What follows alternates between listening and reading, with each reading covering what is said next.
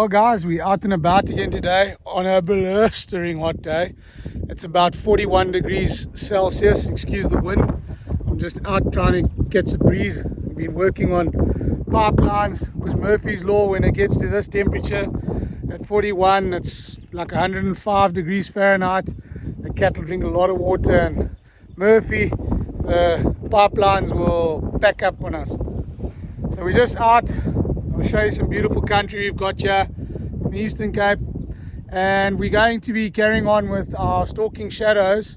We are on episode 3, season 2, and this is quite an interesting hunt we did. It was another 2-on-1 hunt.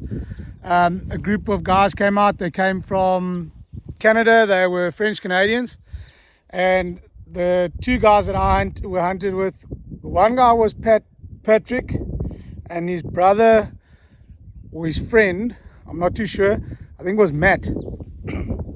And we basic package that the guys get, they get to shoot a kudu, a springbuck, an impala, a blessbuck, and a warthog. Those are the normal packages they come with, but these guys decided to mix their packages up a little bit. They went after zebra. They each shot a zebra, they each shot an impala, they each shot a blessbuck. Patrick shot a blue wildebeest, and his buddy Matt shot a kudu, and he shot a kudu. So the package was changed up a little bit. So we fetched the guys from the airport, headed over to our first concession, and this is a typical example of buying packages, guys. When you buy a package from one of these trade shows or hunting shows, you will always get a massively reduced hunt. So, for example, your kudu on your package is only worth $1,000, but on the current price list, it's worth $2,000. It's a massively reduced rate. So, when the guys sell these packages, they don't necessarily sell you trophy animals. So the animal package that you get given, or the trophy price list before you hunt, so when you're out on safari and you hunt other animals, those are trophy list animals. So they will be trophy quality animals hunted at that price. But when the guys buy packages, what tends to happen is that it's more a representative species hunt. So you've got the limited days to hunt them in, the 5 or 6 animals on the list, and it has to be representative species. That's normally what the outfitter tells you as a guide when you come in. It's not necessarily trophies, creme de la creme, top run animals. So you get lucky when you get those packages and you come out and hunt in South Africa and you actually shoot really high-end animals, depending on who the company is and where you're hunting and what the quotas are at the time when you arrive. So these guys arrived nice and early in the season, so we were lucky to hunt the actual property that we were based on, that we didn't have to travel too much, because normally you get there and by the end of the season or halfway through, there have been 20 PHs running in and out the property. The quota gets shot up quite quickly because the companies book 200 clients a year or 100 clients a year, and they don't have enough animals to sustain the number of clients that they're bringing in. So outsource. Your PHs find you game hunting on their farms or their connections, let's put it that way. So we started this hunt off really well at the shooting range, got the guys all set up, and man, the guys shot well at the range. They hired my rifle, all shot beautifully. So we started our hunt that afternoon, and I got extremely lucky shooting a beautiful kudu bull with Patrick. Nothing spectacular. He wasn't going to break any records book, but he was old, mature. It would have been more of a bull that should have been shot out genetically because he was very narrow, but he had all the features, had a very big body on him. So we shot this beautiful bull, but it was quite late to retrieve him in the afternoon. We took photos, we gutted the bull out, we left it there, and the first thing the next morning I got a group of guys and I shot it in a really deep valley on the back of the property. So we needed some hands to to get it taken out. But the next morning, on our way to go and retrieve our kudu, we saw some impala on the list, and I saw Patrick say to Matt, "Here we go, you can shoot." He said, no, you shoot. So it seemed like Matt was had a little less confidence in his shooting abilities. So Patrick and I went off and we tracked, got to the spot, made a nice little thing, picked the impala ram. It was a bachelor group, picked the one we wanted, and boom, he smoked it, and it went into the bushes and it fell down. So I radioed my tracker. He drove the pickup up and he got to where we were, and Patrick and I were standing over his impala. I put my shooting sticks over, and obviously I've got my dogs there, so I said to the tracker, let off the collie, the sheepdog, or Oakley, let him track the blood by himself without the help of the older dog, just so he can follow. And with that, he came along and he was sniffing. I'd already looked at the impala, congratulated Patrick, we were about to carry it out, and this collie got all the way to this impala, which was lying dead at my feet, and he sniffed it. And when he sniffed it like that, the damn thing resurrected itself from the dead and jumped up, took the shooting sticks out and bolted, with the young dog standing there not knowing, damn, what must I do? So I shout to the tracker, throw off the old dog, throws the old dog off, and here comes the old dog past me, and off they are. Game was on. We were chasing a impala which was dead at our feet, and I'd just congratulated Patrick on such a great shot, and the impala woke up and took off. So off we are. The dogs managed to buy it up. We got there with Patrick. Patrick put a finishing shot on it, and we got the impala out. It took us another 10-15 minutes and took a beautiful photograph of it, and off we went over to go collect the kudu from the night before. So we collected our kudu from the night before, and we headed back and we dropped the kudu off and the impala off, and we carried on with the hunt looking for another kudu for Matt, and we just couldn't find a nice bull. We were struggling along, and we spotted a gemspak, and we didn't get the gemspak that day. So the sun was setting, we left it, we knew which area they were in. The next morning we started bright and early, we headed on over, and we got there and we bumped the gemspak, and Patrick wanted to shoot a gemspak. Matt wasn't shooting a gemspak. So Patrick lined up the gemspak and he gave it one hard shot. But like I've mentioned before, guys, these things soak up lead and they tend to go miles. It fell down. We did our approach, got up to it, and it jumped and it bolted. With that, when it bolted, we put the fox terrier on it, Zulu. And Zulu tracked this gemspak for hours. We kept getting up close, catching up, finding it, not being able to get a shot. And we tracked it and we tracked it and we tracked it. And then somewhere along the line, Patrick took a tumble with my rifle. And when we got up close to it to take a shot, he had a shot and he clean missed it, and we couldn't understand what was going on. And this was like 3-4 hours into our track now. And eventually I radioed some of the other PHs to please come help me with their dogs. So 2 other guys came and we put another 4 dogs behind it, because by this stage old Zulu had run himself, that his feet were sore. And with the help of the other dogs, we baited up quickly, and one of the other PHs managed to finish it off for us, and we managed to get Patrick's gemspak. And that was a long, challenging day. It was extremely difficult day, and we managed to get that all done. So back to the lodge we went, and then we had some time to rest in the evening, and then the next morning we started out bright and early for kudu again for Matt.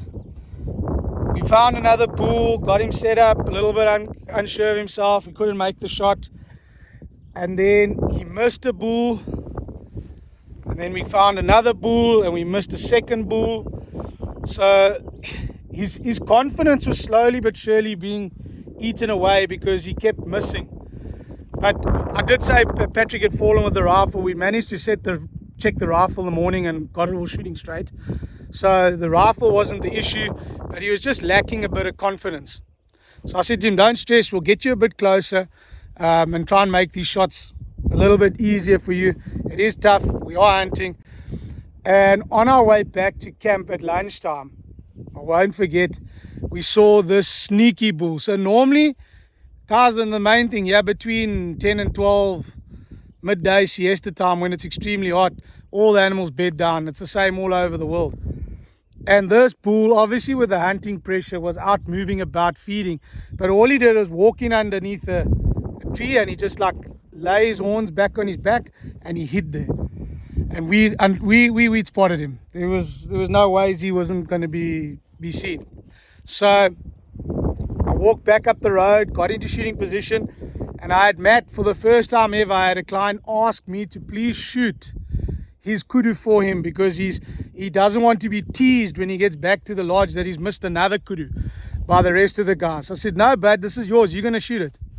So we got him set up, got his confidence, his breathing, and he made his shot and he hit the kudu bull. Unfortunately, the shot wasn't the greatest. He managed to put another shot in the bull, also wasn't fatal enough. And then he handed me the rifle, where I was quite happy to help him try and finish his bull off. By this stage, the bull was at 400, 500 yards away. I managed to put a shot in it there that it slowed down a bit. And then with the use of the dogs, we put the dogs behind it.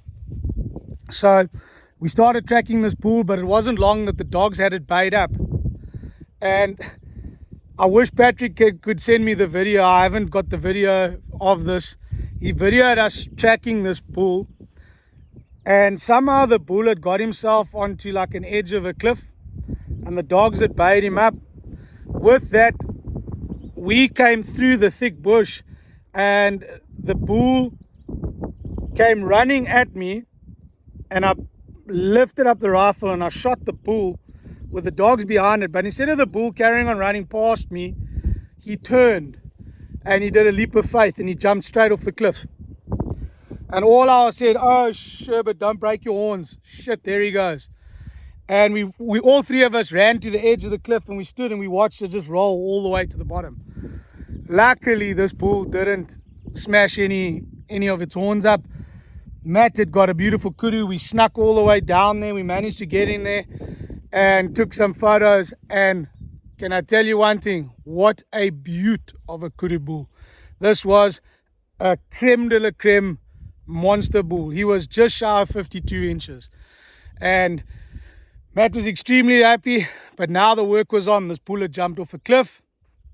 And we went to go back to the lodge. It was lunchtime. I dropped the guys off, and there was a village close by where my tracker came from, and we went there and we hired a few guys to come and help us carry this kudu out. And in the process of this, we got there, and I said to the guys, listen, just cut it in half. This bull's too big to carry out whole, and spend the afternoon carrying it out. Well, guys, that bull we'd shot midday. It came out at 7:30 that evening, and we got the bull out. Got the skinning shed all caped off. Extremely long day, and we had 8 guys helping us get it out. So you can just understand how tough it is to get kudus out of places like this in these thick valleys where we're limited to roads. So far our trip was going quite well. We had an impala in the bag, a gemspak in the bag, and we had 2 kudu bulls in the bag, and we were getting ready to move off to our next area, our next concession to go and hunt at, where we would concentrate on blesbuck, some more impala, and the guys even asked to hunt fallow deer.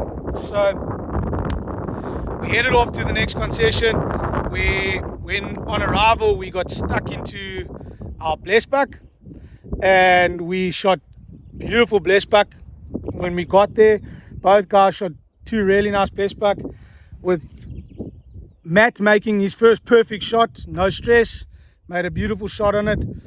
and his confidence was picking up. And Patrick was doing the absolute best at shooting his animals with one-shot kills. He was shooting extremely well. So with this, the next day we decided to head up way into the mountains to go and hunt fallow deer.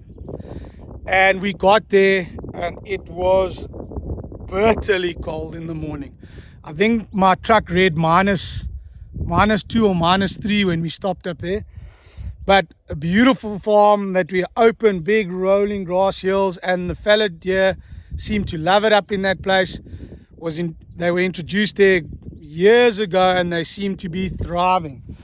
So we head out in the morning and we spot our first big stag, and then I radio the farmer and I say, man, there's a big beautiful white stag here, and he says no white stags to be hunted. So I was like, okay, cool, let's head on. And then I found a nice big spotted stag, and we got to the fence post. We had Patrick use the fence post instead of shooting sticks, and the stag was going up the mountain, and Patrick made the most beautiful shot on the stag, standing elevated on the slope, and he shot this beautiful fallow deer stag and it fell down. Now we had to climb to the top, and we got to the top there, took some beautiful pictures of the stag, and then my tracker, who thought he was He-Man, he picked that whole stag up on his back and he took it down the hill. So he worked hard this hunt, and off he went down the hill, and we got to the bottom. And so the hunt started for Matt. And we hunted the whole rest of the morning. We stopped for lunch. We didn't find anything. And that same slope in the afternoon, we spotted 4 or 5 stags. But we tried a different approach this time, and we went around with the pickups. And we stopped at the top, and we kind of came off the top of the mountain to try and get an elevated view on them looking down. With that, we saw them sneaking around a point, and we followed them on. And eventually we got close enough where I could set Matt up, and he shot his fallow deer stag. Not as big as Patrick's, but another beautiful stag. He'd rubbed all his points off already. This is long past the rut, guys. So their paddles were quite smooth on the top. So with that, we had 2 awesome fallow deer in the bag. And that was a day that we've done, and off we went back to the lodge and had a good feast that evening. The spirits were up because now, Matt was pulling off some nice shots, confident again.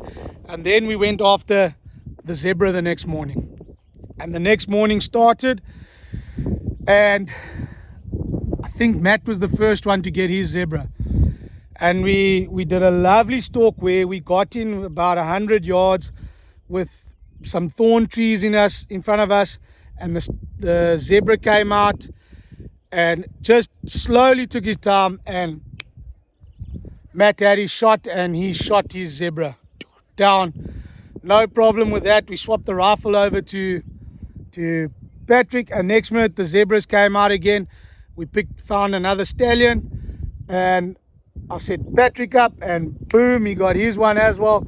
And that was our 2 zebras down before lunch. So some heavy skinning for the tracker again. Loaded them all up, back to the lodge, had the guys rest, and the tracker was still skinning. And then that afternoon, myself, Patrick, and Matt went out for a blue wildebeest and an impala for Matt to finish up what he was after.